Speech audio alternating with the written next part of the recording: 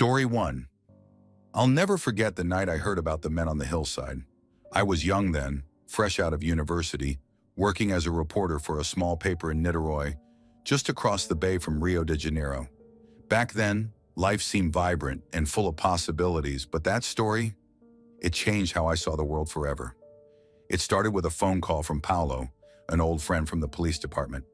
"You need to come to Morro do Vintém," he said, his voice tight. "2 men, dead. Strange. You won't believe it." Paulo wasn't the type to exaggerate. He was practical, almost to a fault. I grabbed my notepad and tape recorder, hopped on my motorcycle, and made my way to the hillside he mentioned. The road was rough, winding through dense, suffocating jungle. By the time I arrived, the sun was sinking behind the mountains, painting the sky in shades of blood and fire. When I got to the scene, the police were still swarming the area. The air was heavy, and not just with the humidity. There was something else, a stillness, like the world was holding its breath. Paulo met me at the edge of the cordoned-off area. His face was pale, his usual composure cracked. "They're over there," he said, nodding toward the top of the hill.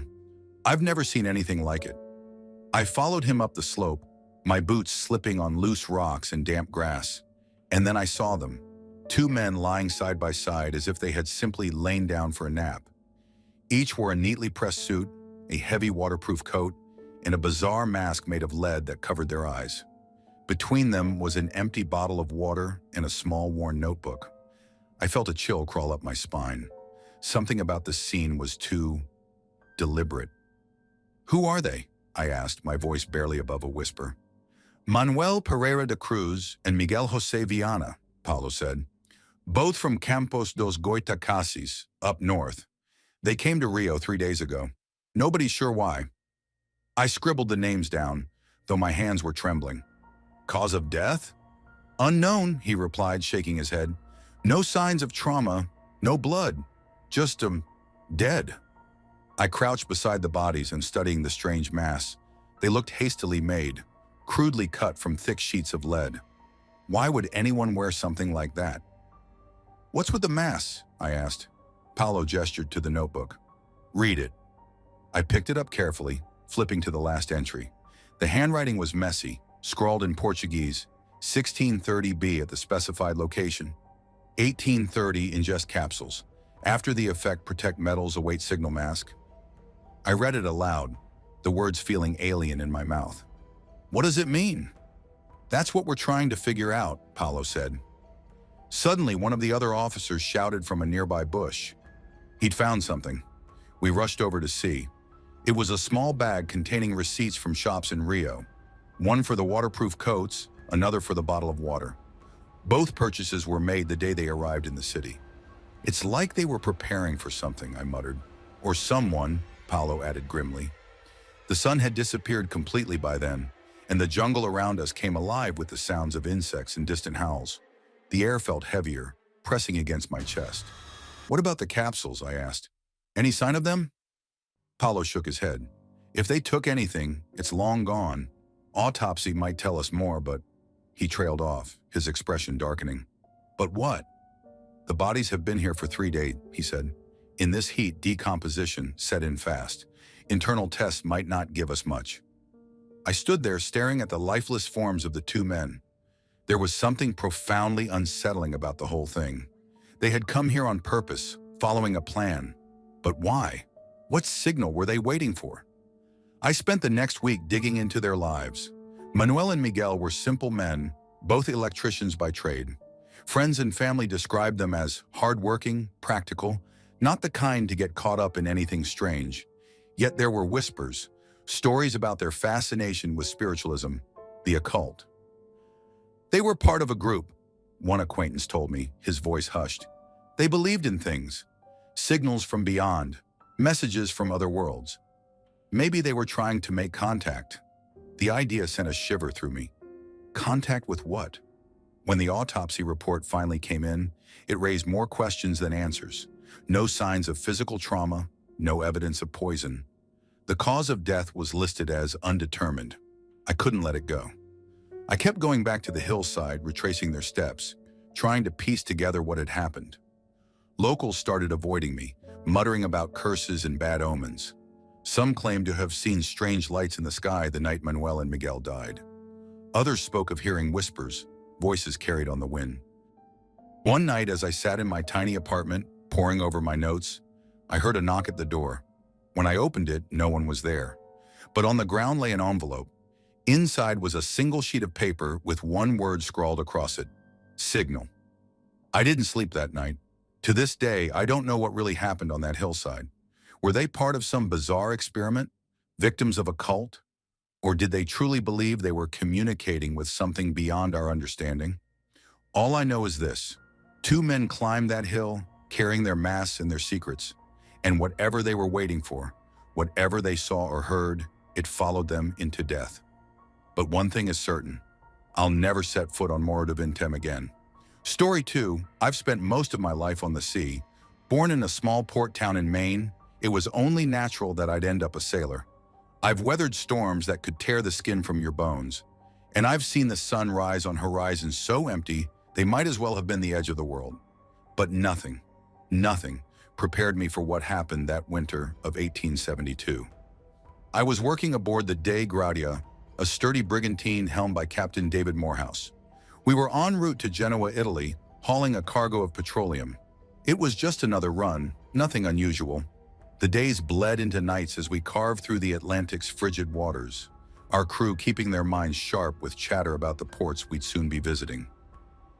Then we saw her. It was December 4th, around mid-afternoon. The weather was calm, the sky a pale gray that seemed to stretch forever. One of our deckhands, a wiry young lad named Perkins, was the first to spot the ship. "Captain!" he yelled, pointing toward the horizon. "There's a vessel ahead. Looks like she's adrift." We squinted into the distance, and sure enough, there she was. A brigantine like ours, her sails slack and fluttering faintly in the breeze. Captain Morehouse pulled out his spyglass, studying the vessel with a frown. "It's the Mary Celeste," he muttered, handing me the glass. I recognized the name immediately. She'd left New York City about a month before us, bound for Genoa as well. Captain Briggs, his wife, their young daughter, and a small crew, 7 souls in total. A good ship, a good captain. "What's she doing out here?" I asked. The captain didn't answer. Instead, he ordered us to draw closer. As we approached, the silence was the first thing that struck me. No cries for help, no signs of life at all. The ship drifted lazily, her movements unnatural, almost reluctant, like a thing alive but wounded. Morehouse decided to send a boarding party. He asked for volunteers, and despite the uneasy knot in my stomach, I stepped forward. Perkins and another sailor, Hardy, joined me. The moment I set foot on the Mary Celeste, the air felt wrong. It wasn't just the cold. It was heavy, oppressive, like the ship itself was holding its breath. "Hello?" I called out, my voice echoing hollowly across the deck. "Anyone aboard?" No answer. We searched the ship from stem to stern. The cargo hold was intact, barrels of alcohol stacked neatly. The crew's quarters were in disarray, but not in a way that suggested violence. It was more like they'd left in a hurry. A half-eaten meal sat on the captain's table, mold creeping across the bread. And then there was the logbook. Hardy found it in the captain's cabin, lying open on the desk. The last entry was dated November 25th. Nothing unusual, just a note about the weather and their position. No mention of trouble, no sign of distress. "Where the hell are they?" Perkins whispered, his voice trembling. I didn't have an answer. None of us did. The lifeboat was gone, but why would they abandon ship? The Mary Celeste was seaworthy. There was no sign of fire, no damage to the hull, and yet the crew, Briggs, his family, everyone, was simply gone. We were about to leave when Hardy noticed something. A faint, almost imperceptible mark on the deck near the mainmast. It looked like a scorch mark, but it wasn't blackened. It was pale, grayish, almost as if the wood itself had been drained of life. "What do you make of that?" he asked. Before I could answer, Perkins let out a scream. We turned to find him standing by the open hatch to the cargo hold, his face as white as a sheet. "What is it?" I demanded, rushing to his side. He pointed down into the shadows, his hands shaking. I thought I saw something. Down there, moving." I peered into the hold, but it was empty, just barrels and darkness. "You're spooking yourself," I said, though I didn't entirely believe it. There was a weight in the air, a sensation that crawled along my skin and settled deep in my chest. "We're leaving," I said firmly. "Now." We returned to the Day Graya and reported our findings to Captain Morehouse. He decided to tow the Mary Celeste to Gibraltar, where we could claim salvage rights. It seemed like the practical thing to do, but in hindsight, it was a mistake. That night, as we towed the ship through the dark waters, I couldn't sleep. I kept hearing things, faint whispers like voices carried on the wind. I told myself it was just the creaking of the rigging, the groan of the sea against the hull. But deep down, I knew better. The others heard it too. By morning, the men were on edge, their faces drawn and pale. Even Captain Morehouse seemed unsettled, though he refused to admit it. Then Perkins vanished. We found his bunk empty, his belongings untouched. There was no sign of him anywhere on the Day Gracia. Some of the men claimed they'd heard him muttering in his sleep the night before, talking about shadows and whispers.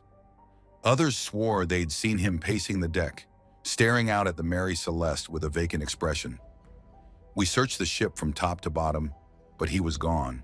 Just gone. We cut the Mary Celeste loose that afternoon. The captain said it was a matter of safety, that we couldn't risk towing her any further.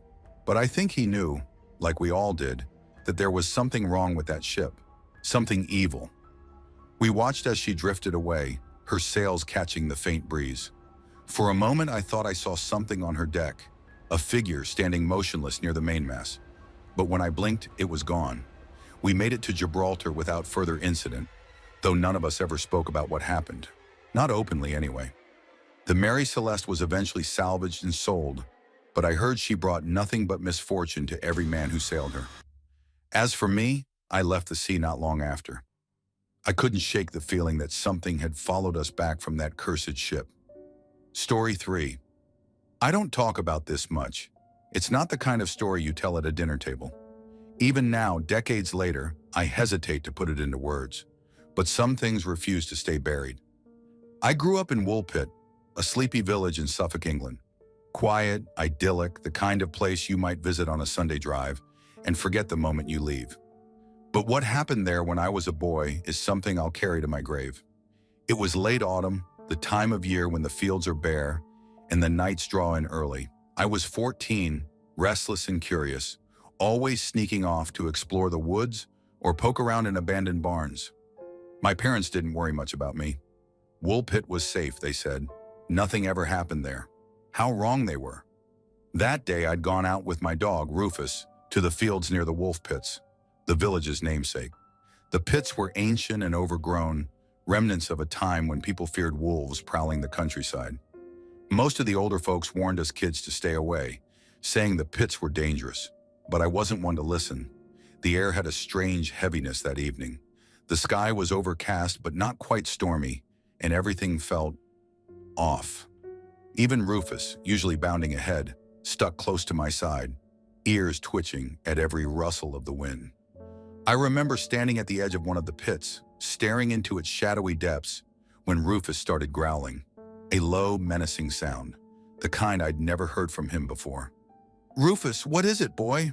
I whispered, kneeling to scratch his head. He didn't respond, just kept growling, his gaze fixed on something in the trees behind us. I turned, expecting to see a fox or maybe a deer. What I saw instead made my blood run cold. Two figures emerged from the underbrush. Children. At least they looked like children. A boy and a girl, both around my age, with long, matted hair and filthy clothes that hung off their thin frames. But their skin, it wasn't right. It was green. Not a sickly green or the pale tint of someone who's ill, but a deep, vibrant green, like leaves in midsummer. Their eyes glowed faintly, catching what little light filtered through the trees, and their movements were jerky, unnatural. They didn't say a word, just stood there staring at me. The boy clutched the girl's hand tightly, his knuckles pale against her odd skin. I wanted to run, to grab Rufus and bolt, but my legs felt rooted to the ground. "Are you lost?" I managed to stammer. My voice sounded strange, like it belonged to someone else. The girl tilted her head as if trying to understand me. The boy's lips moved, forming shapes that didn't make sense. Sounds that weren't English or any language I'd ever heard. It was guttural, sharp, almost insect-like. Then they moved closer. Rufus barked furiously, his hackles raised, but he didn't charge. He was terrified. I could feel it in the way he trembled against my leg. The children, or whatever they were, stopped a few feet away, their eyes darting to Rufus before settling on me again. The girl raised her hand, pointing at my bag. I glanced down and realized she was looking at the bundle of broad beans I'd picked earlier. "Beans?" I asked, my voice cracking. "You want these?" She didn't nod or speak, just kept pointing. I reached into the bag with trembling hands and held out a handful. She stepped forward, snatched the beans, and retreated quickly, almost like an animal.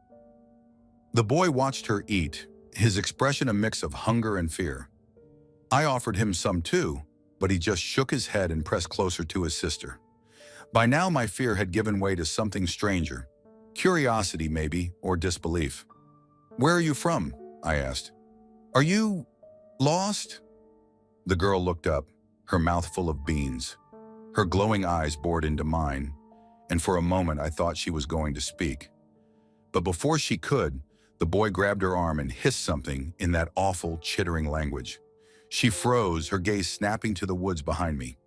Slowly I turned to follow it. Something was moving in the trees, something big. I couldn't see it clearly, just flashes of a tall, angular silhouette and a pair of glowing red eyes that seemed to float in the darkness. The air grew colder, sharp with the smell of wet earth and decay. The boy tugged at the girl's arm, pulling her back toward the trees. She resisted, staring at me like she wanted to tell me something, but he was insistent. They disappeared into the shadows without another sound. Rufus barked once, then whimpered, his tail tucked between his legs. I stood there, frozen, staring after them. I don't know how long I stayed like that, but eventually the cold drove me home. I told my parents what I'd seen, but they just laughed, said I'd let my imagination run wild again. "Green children?" my father scoffed. "Next you'll be telling us you've seen little green men from Mars." But it wasn't my imagination. Over the next few weeks, strange things started happening in Woolpit. Livestock disappeared, their pens torn open. Crops withered overnight, their leaves blackened as if by fire. People whispered about strange lights in the woods, about voices calling their names in the dead of night. Then, just as suddenly as it had begun, it stopped. The animals returned, the crops grew back, and the village went back to its quiet routine. But I never forgot. I never stopped wondering about those children, about the thing in the woods that had been watching them. Story 4, I was a forensic investigator stationed in Adelaide, South Australia, back in the late 1940s. We'd just come out of the war, the world still reeling from its scars. It was a time of quiet, almost deceptive calm, but that illusion shattered the day I was called to Somerton Beach. The body was discovered at dawn, lying just above the tide line. A fisherman found him, sitting propped against the seawall, his legs outstretched, his head tilted slightly to one side. He looked almost peaceful, as if he'd simply fallen asleep while gazing out at the ocean. But something about the scene felt wrong. The man was impeccably dressed, crisp white shirt, tie, tailored jacket, and polished shoes. Not a grain of sand on him, no sign he'd stumbled or struggled. His hands were clean, his fingernails neat, and his shoes unscuffed. If it weren't for the slight bluish tinge to his lips and the faint rigidity of his body, you might have thought he was still alive. I remember crouching beside him, feeling the hairs on my neck rise. His pockets were strangely empty. No wallet, no identification, not even loose change. But there was something, a tiny scrap of paper tucked deep into a small concealed pocket in his trousers. It wasn't folded, it was sewn shut. We cut it open carefully at the station later. The words on it? "Tamam shud." "Finished," muttered one of the officers, translating the phrase. It was in Persian from some ancient poem, they said. Something about endings, finality. I didn't care for poetry, but those words, they stuck with me. The autopsy turned up nothing useful. No signs of trauma, no bruising, no needle marks. The pathologist said he'd likely been poisoned, but not by anything we could detect. Whoever did it, if it was someone, had used something exotic, something we didn't have a name for. The coroner listed the death as unknown cause. That phrase always sent a chill down my spine. A few days later, things got stranger. A man, nervous, jittery, walked into the station holding a copy of a book called The Rubaiyat of Omar Khayyam. He said he'd found it in his car, tossed there sometime while it was parked near the beach. He swore it wasn't his, that he'd never seen it before. I flipped through it absently at first, but then I noticed the tear.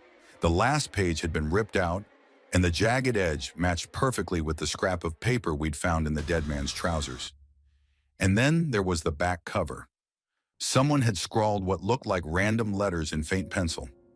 I stared at it for hours, trying to make sense of it. It wasn't random, though. I could feel it. There was a pattern there, a meaning just out of reach. Cryptographers looked at it too, and even they came up empty. I couldn't shake the feeling that those letters were mocking us. The case hit the papers, and the public went wild with theories. Some said he was a spy, caught in the tangled web of Cold War espionage. Others whispered about secret societies and occult rituals. I didn't know what to believe. All I knew was that I couldn't sleep. Every time I closed my eyes, I saw his face. Not peaceful anymore. No, something about it seemed to shift in my mind, growing darker. His expression started to feel more deliberate, more calculating, as if he'd been waiting for us to find him. Then one night, I got a call from a woman claiming she recognized the book. I went to see her the next day. She lived in a modest house on the outskirts of Adelaide. She was pale, her hands trembling as she opened the door. "I need to tell you something," she said, her voice barely above a whisper. Inside, she showed me a rubaiyat, identical to the one we'd found. It belonged to her late husband, she explained, but what chilled me was the note inside. Scribbled on the first page in her husband's handwriting were the words, "For Tamam." "Who's Tamam?" I asked. She flinched like I'd slapped her. I don't know," she stammered. "But after he died, I started seeing him, the man from the beach, in my dreams." My throat tightened. "What kind of dreams?" She hesitated. "He just stands there, watching. He doesn't say anything, but I know he's angry. He wants something, but I don't know what." I left her house feeling like I'd walked out of a graveyard. That night I dreamt of him too. He was standing on the beach, his figure silhouetted against the moonlit waves. He didn't move, didn't speak, but his eyes, they bore into me, cold and unblinking. I woke up drenched in sweat, gasping for air. The case was closed eventually, marked as unsolved. The file gathered dust, but the questions haunted me. Who was he? Why was he there? And what the hell did Tamam Shud really mean? I never went back to Somerton Beach. Couldn't bring myself to. Story 5. My name's Deputy Frank Wallace, retired. I've spent most of my life in the Pine Barrens of New Jersey, patrolling those endless stretches of pine, cedar swamps, and sandy roads. It's a desolate place, but you get used to it. It's where I've lived, worked, and, on one godforsaken night, come face to face with something I wish I hadn't. It was late November of 1978, one of those bitterly cold nights that felt like winter had arrived early. I was on duty, covering a stretch of rural roads just outside Leeds Point. The locals called the area Devil's Hollow because of all the old legends tied to the Jersey Devil. I didn't believe in such nonsense, at least not back then. My shift was uneventful until about 2:15 a.m. when a frantic call came through the radio. A local farmer named Charlie Brennan reported a disturbance near his barn. He sounded terrified, claiming something was screaming like a banshee and tearing at the barn door. "Frank, you gotta get here quick," he said. "It ain't no coyote, it's something wrong." I figured it was probably just a fox or some kids messing around. Charlie was known for his drinking, so I didn't put much stock in his panic. But protocol is protocol, so I headed out there. When I pulled into the gravel driveway, my headlights lit up the barn, a weathered old structure that looked ready to collapse under its own weight. Charlie was standing near the door, shotgun in hand, shaking like a leaf. "You hear it?" he asked, his voice trembling. "Hear what?" I said, stepping out of my cruiser. As if on cue, a piercing, guttural scream echoed through the night. It wasn't human, but it wasn't any animal I'd ever heard either. It was a mix of a baby crying and a woman's scream, but distorted, like it came from something unholy. The hair on my neck stood on end. "What the hell was that?" I muttered. "That's what I'm telling you," Charlie hissed. "It's been doing that for an hour. Something's out there." I motioned for him to stay back as I approached the barn. My flashlight beam cut through the darkness, illuminating deep scratch marks gouged into the wood of the door. They were too high up to be from a dog, too wide to be from a raccoon. "Stay put," I told Charlie, unholstering my revolver. I nudged the door open with my boot. The inside of the barn smelled of hay and damp wood, but there was something else, a faint, sulfuric stench that made my stomach churn. My flashlight swept across the stalls. Everything seemed normal until I heard it again. That scream, closer this time, coming from the loft. "Who's up there?" I called out, trying to keep my voice steady. No response, just the sound of wood creaking overhead. I climbed the ladder slowly, my heart pounding so loud I could hear it in my ears. When I reached the top, my flashlight revealed something I'll never forget. Perched on a beam was a figure, about the size of a large dog but shaped nothing like any animal I knew. Its body was thin, almost skeletal, with leathery wings folded against its back. Its head was elongated, with glowing red eyes that stared straight through me. I froze, unable to move or speak. The thing let out a low growl, its mouth revealing rows of jagged teeth. Then, with an ear-splitting screech, it launched itself at me. I fired my gun instinctively, 3 rounds echoing through the barn. The thing didn't flinch. It just flapped its wings, filling the air with a rush of wind and dust. I lost my balance and fell back down the ladder, hitting the ground hard.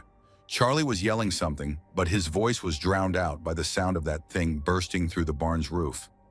I scrambled to my feet, my flashlight now flickering.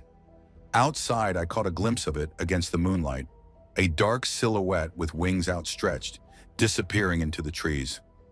Charlie was beside himself. "What the hell was that, Frank? What was it?" "I don't know," I said, my voice shaking as much as my hands.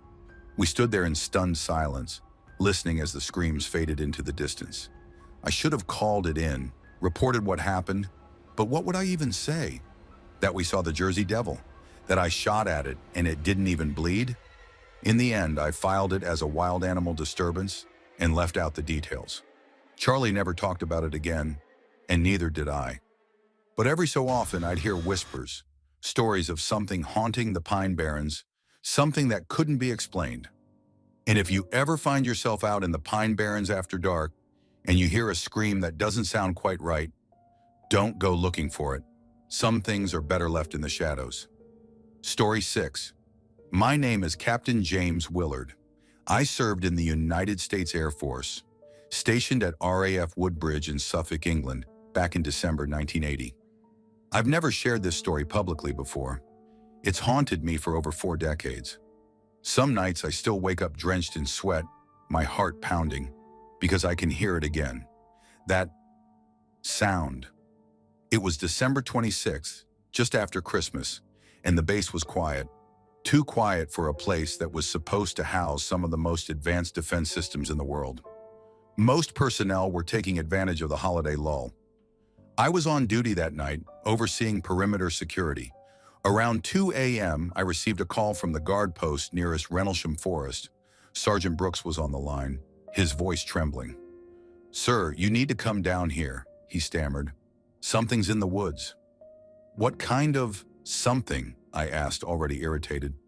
Brooks was steady under pressure, not prone to exaggeration, but this was unusual.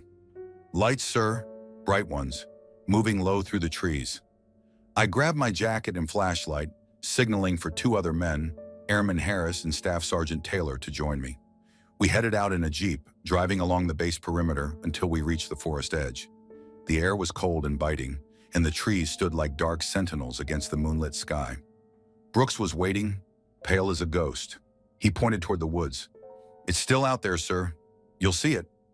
The 4 of us entered the forest, our boots crunching on the frosty underbrush.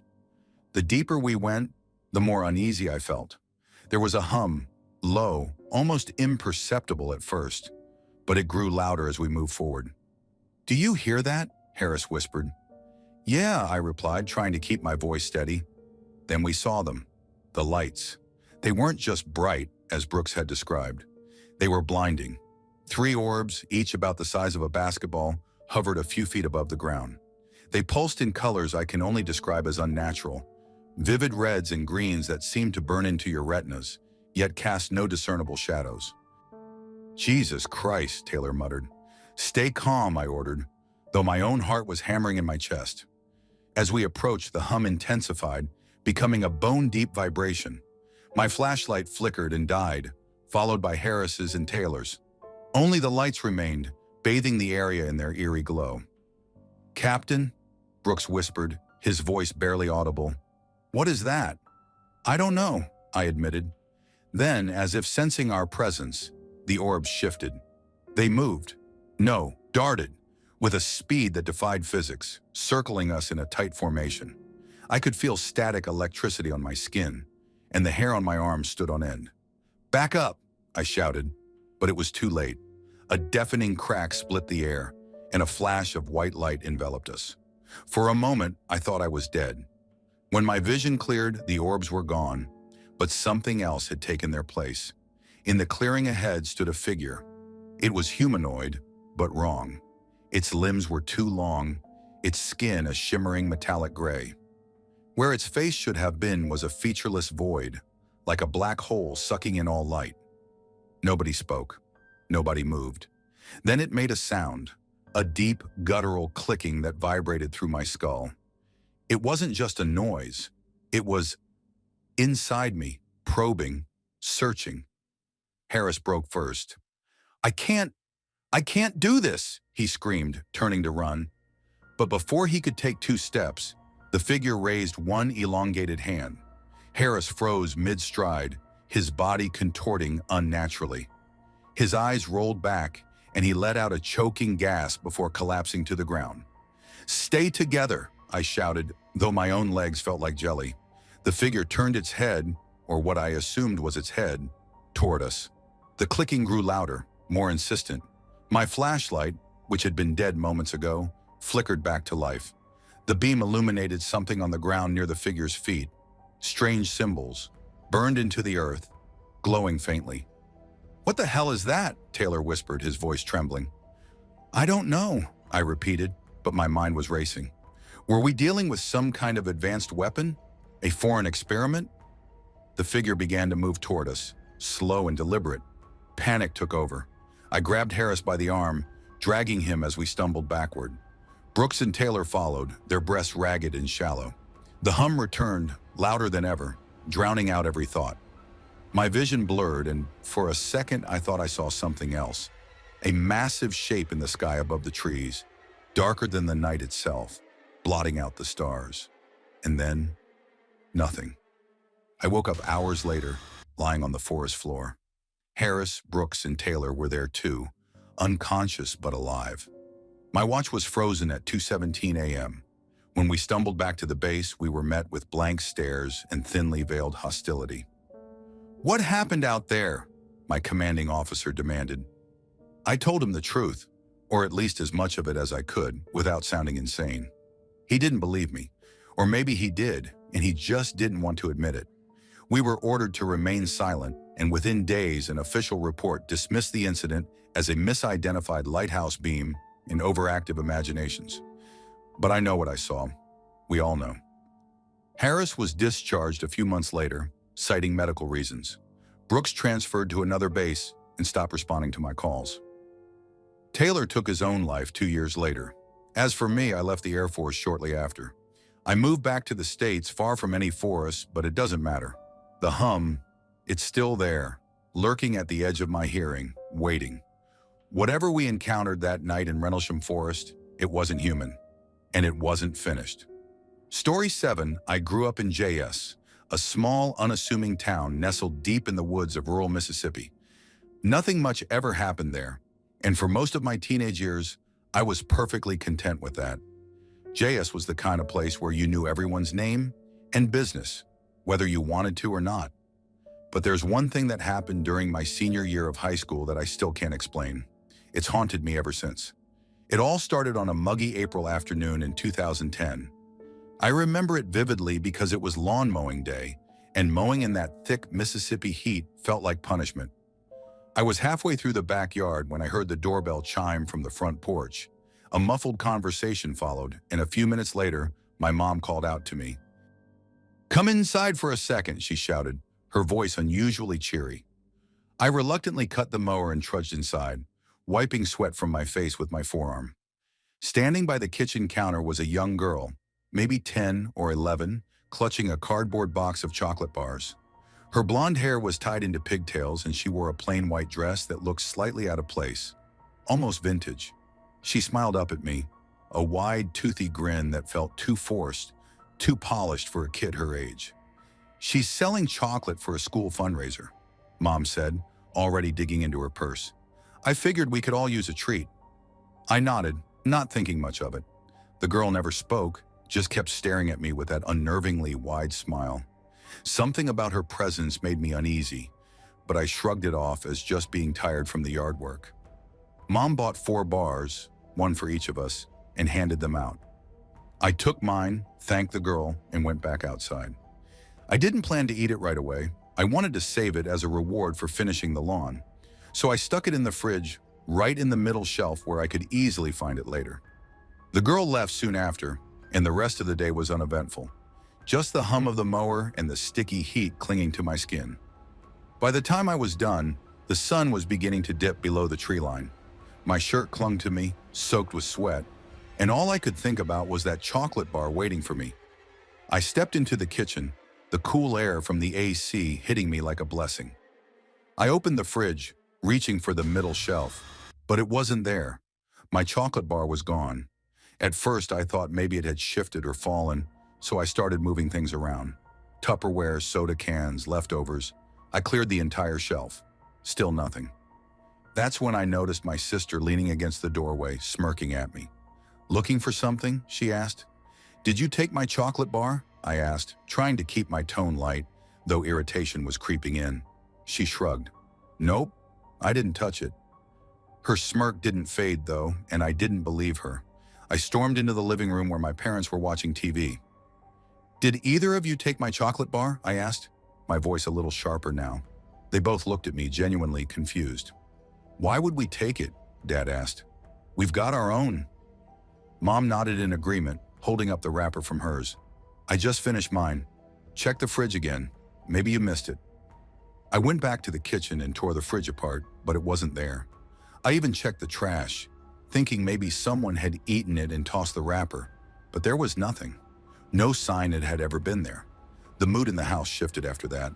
My sister kept teasing me, saying I must have eaten it and forgotten, but I knew she was lying. My parents dismissed it as no big deal, but I could tell they were a little unsettled too. It wasn't just the chocolate bar. It was the way it vanished without a trace. That night I lay in bed replaying the day in my head, trying to make sense of it. I couldn't shake the image of that blonde-haired girl. Something about her didn't sit right with me. The way she smiled, the way she never spoke, the way her eyes seemed too big, too bright, as if they were looking right through me. I must have fallen asleep eventually, because the next thing I knew, it was pitch black, and I woke to the sound of footsteps in the hallway. Slow, deliberate footsteps, like someone was pacing just outside my door. "Mom?" I called out, my voice barely above a whisper. The footsteps stopped.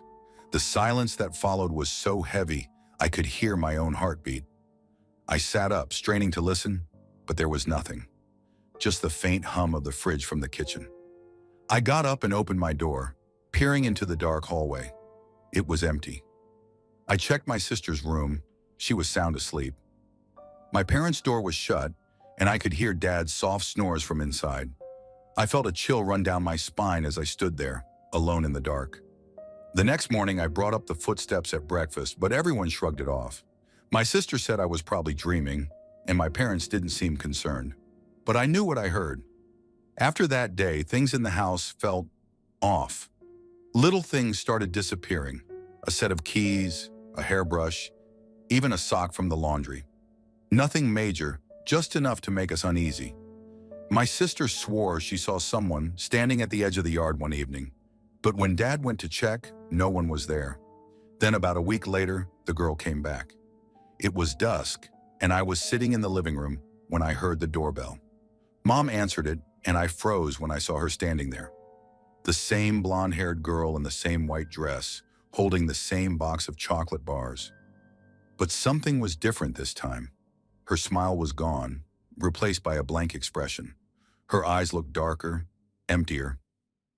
"We're not interested," Mom said, her voice trembling slightly as she closed the door. The girl didn't move. She just stood there on the porch, staring through the glass with those empty eyes. After a few moments, she turned and walked down the driveway, disappearing into the woods. We never saw her again. Story 8. I live in a small, unassuming house on the outskirts of Uintah County, Utah, a stone's throw from Skinwalker Ranch. If you know the place, you know why I'm telling this story. But before I start, let me say one thing. I wasn't the type to believe in ghosts or UFOs or any of that nonsense. I grew up working on farms, getting my hands dirty, and putting trust in things I could see and touch. That's why what I'm about to tell you, it still keeps me up at night. It started in late autumn, a cold, bitter night. I'd been working overtime at a cattle ranch not far from the infamous property.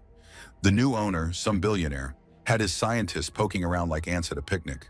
They'd stirred up stories among the locals, strange lights in the sky, weird noises at night, livestock going missing.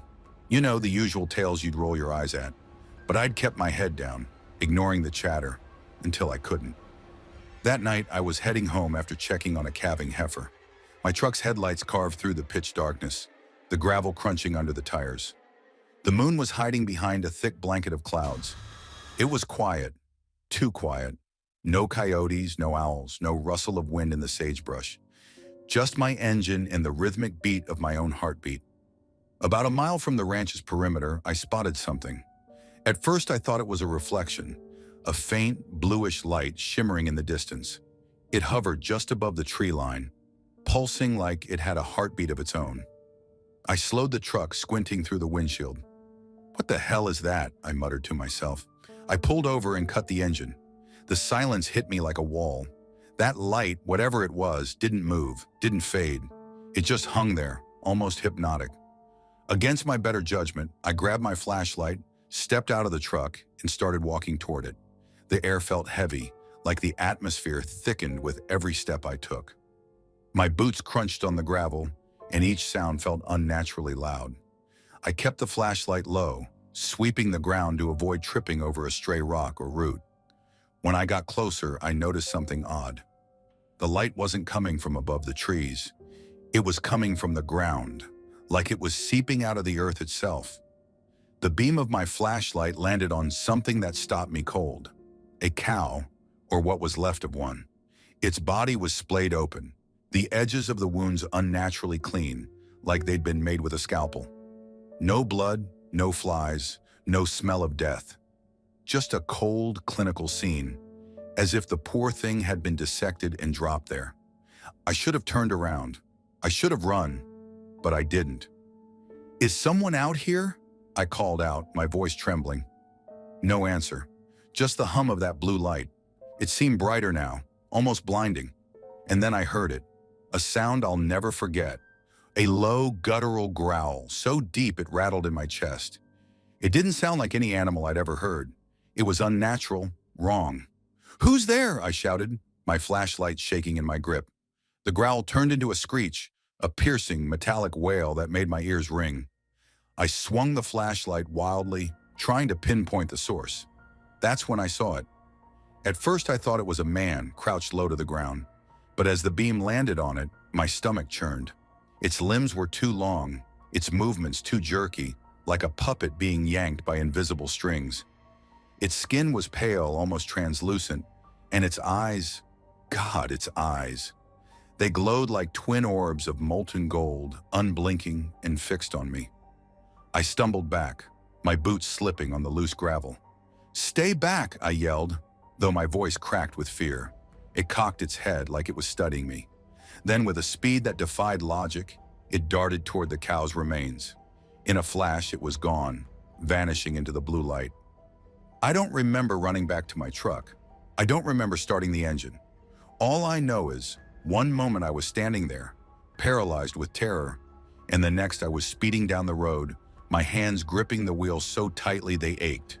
My chest felt like it might explode, my breath coming in short, ragged gasps.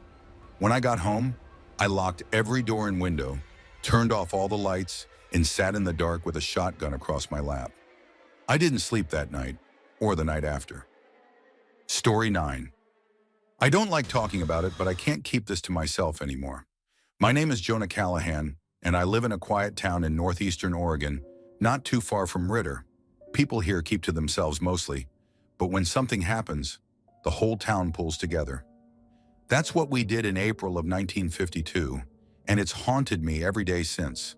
I was 17 at the time, just old enough to be taken seriously, but still too young to think anything truly bad could happen in a place like this.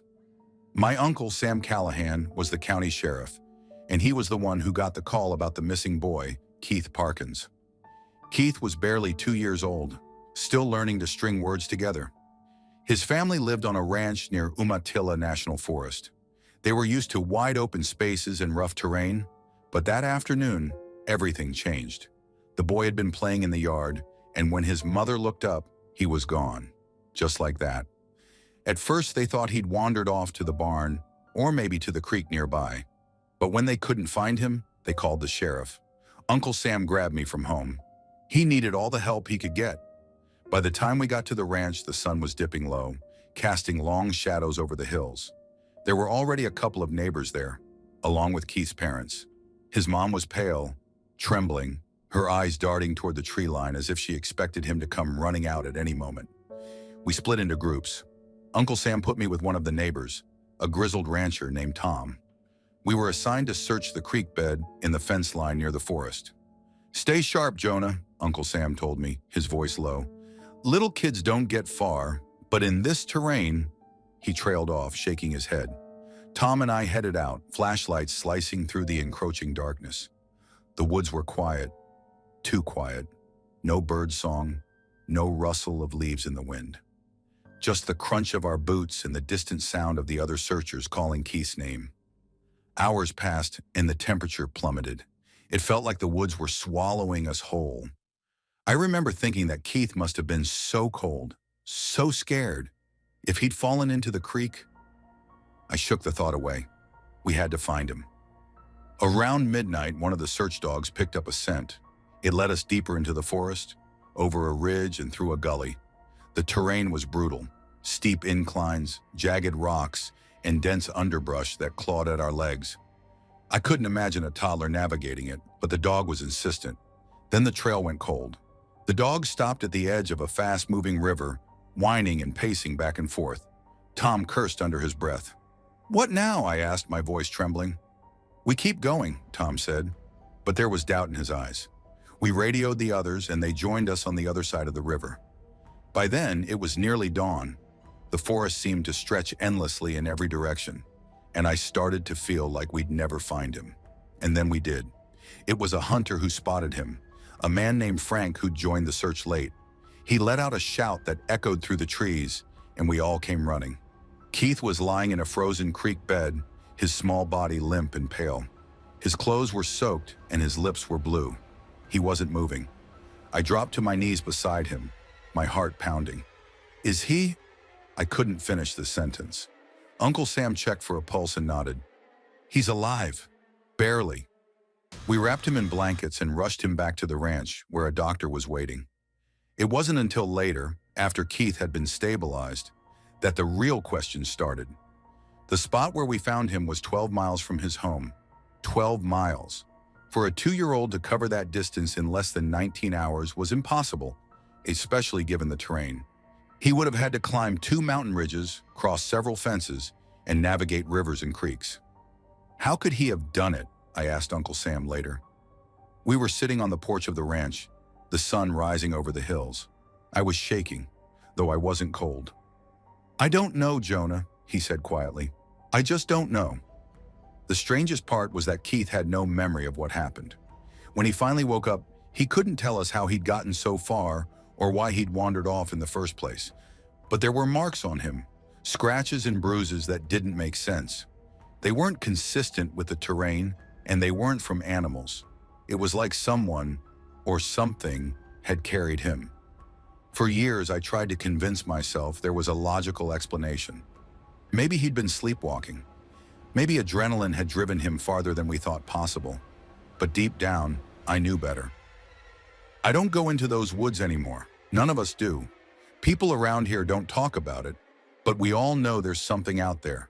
Something that doesn't belong. Story 10. I still live in the same cabin where it happened, tucked away in the shadow of Kolachakal.